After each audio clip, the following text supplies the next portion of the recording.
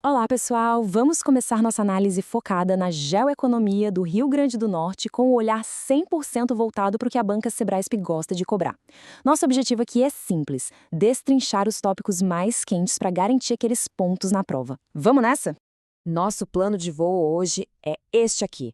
É um mapa direto para os pontos cruciais. A gente vai entender primeiro a estrutura que a banca usa, depois vamos passar pelos setores mais importantes da economia potiguar, agropecuária, mineração e energia, e para fechar, aquela síntese final, o resumo matador para revisão. Certo, vamos começar pela base. Antes de sair decorando qualquer dado, o mais inteligente é entender como a banca examinadora pensa. É o primeiro passo para conseguir antecipar as questões e, claro, chegar mais perto de gabaritar. A pergunta que vale ouro é essa. Não adianta só ter um monte de informação solta. É preciso entender qual é a lógica da cobrança. E a resposta, como a gente vai ver, se baseia em 3 eixos que se repetem o tempo todo. E aqui está o segredo de tudo. Anotem isso porque é fundamental. Para qualquer setor da economia do Rio Grande do Norte, o Sebrasp vai querer saber exatamente essa tríade. O que se produz, ou seja, a atividade, onde se produz, a localização, e qual a sua importância, o impacto. Quem domina essa estrutura não só entende o conteúdo, mas começa a prever o que vai cair na prova. Beleza, vamos para o nosso primeiro grande tema: agropecuária. O edital geralmente adora esse contraste entre o que é tradicional e o que é moderno, e aqui no RN isso é muito claro. Agora, muita atenção aqui, pessoal.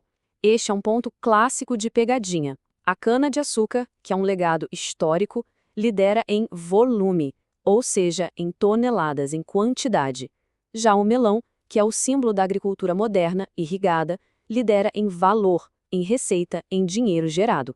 Na hora da prova, não dá para confundir volume com valor. Outra distinção que sempre aparece: agricultura familiar versus agricultura comercial. A familiar, que tem o maior número de estabelecimentos, é aquela que bota comida na mesa, que abastece o mercado interno. Já a comercial, que ocupa as maiores áreas e gera mais receita, tem o foco lá fora, na exportação. O ponto central para a prova é este: a familiar garante a segurança alimentar, a comercial garante as divisas. São papéis econômicos bem diferentes. E já que falamos em exportação, aqui está o carro-chefe, uma aposta quente para a prova. Os famosos 4 M's da fruticultura irrigada: melão, melancia, manga e mamão. É fundamental memorizar os polos produtores, Vale do Açu e Chapada do Apodi. E os municípios-chave, como Mossoró, sendo o grande epicentro de tudo isso.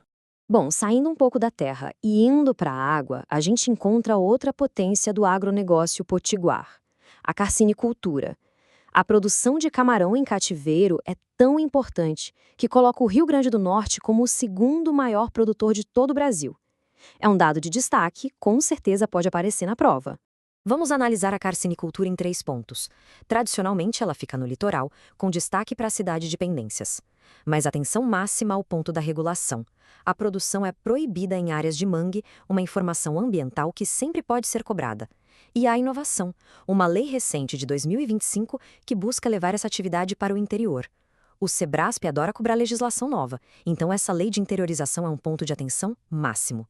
Mudando de setor, vamos agora para a mineração, para as riquezas que vêm do subsolo.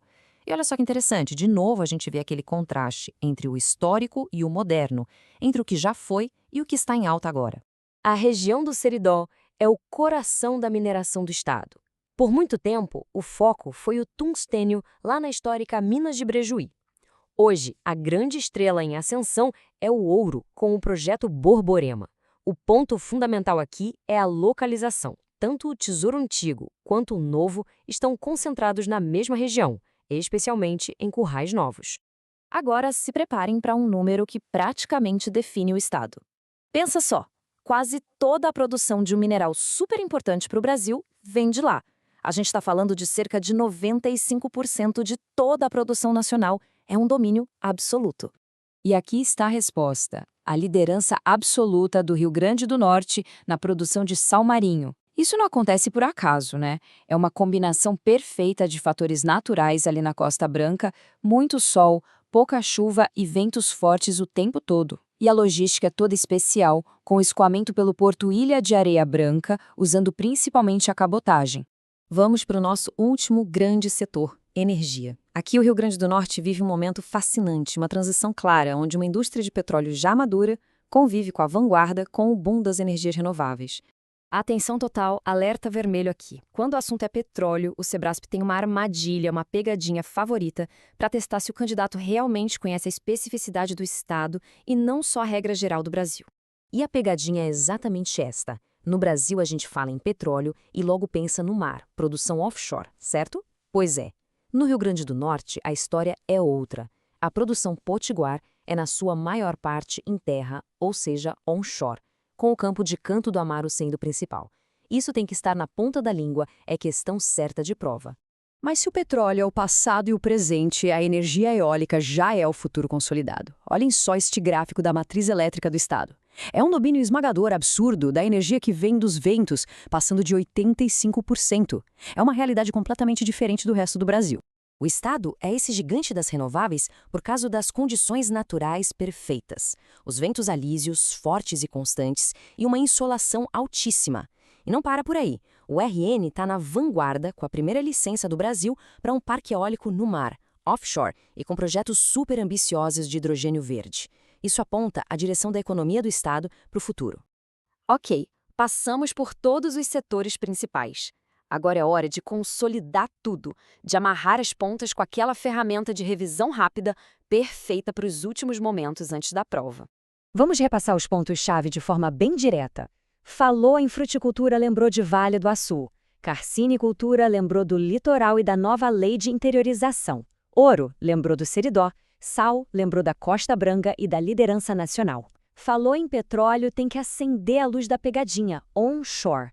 E energia eólica é o domínio no litoral setentrional. Essa tabela é a ferramenta final para fixar essas conexões e garantir os pontos.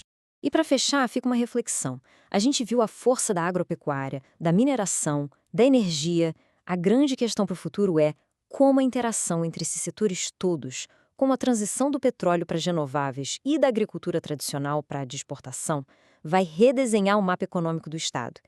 É essa dinâmica que vai construir o Rio Grande do Norte do amanhã. Bons estudos e até a próxima!